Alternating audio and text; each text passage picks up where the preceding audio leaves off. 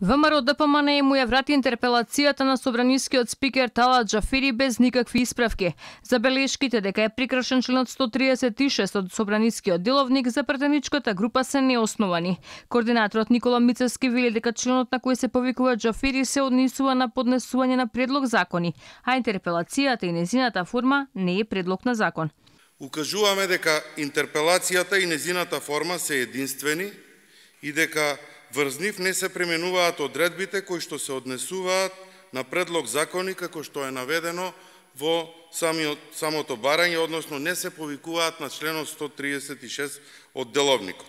Членот 136 се однесува на поднесување на предлог на закони, а интерпелацијата и нејзината форма не е предлог на закон.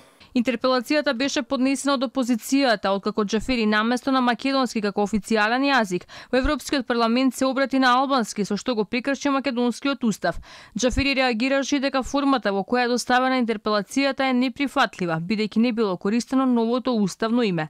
А користењето на Северна е условот кој го поставува и владеачкото мнозинство за да ја прифати резолуцијата за македонските црвени линии. Од кабинетот на Џафери за Алфа потврдија дека собранискиот спикер ќе го дополни дневниот ред на седницата во четврток и текстот на резолуцијата ќе се најде пред претениците, иако не е доставено со името Република Северна Македонија.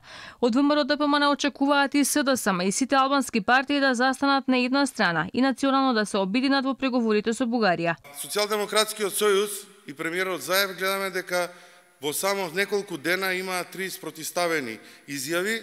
Очекувам дека оваа резолуција и по самата најава на спикерот Џафери ќе се најде на седница и врз основа на тоа ќе продискутираме за сите отворени прашања. Добро е да биде прифатена оваа резолуција затоа што ова е ретка можност каде што би можеле партиите и граѓаните да се обединат околу државните и националните интереси.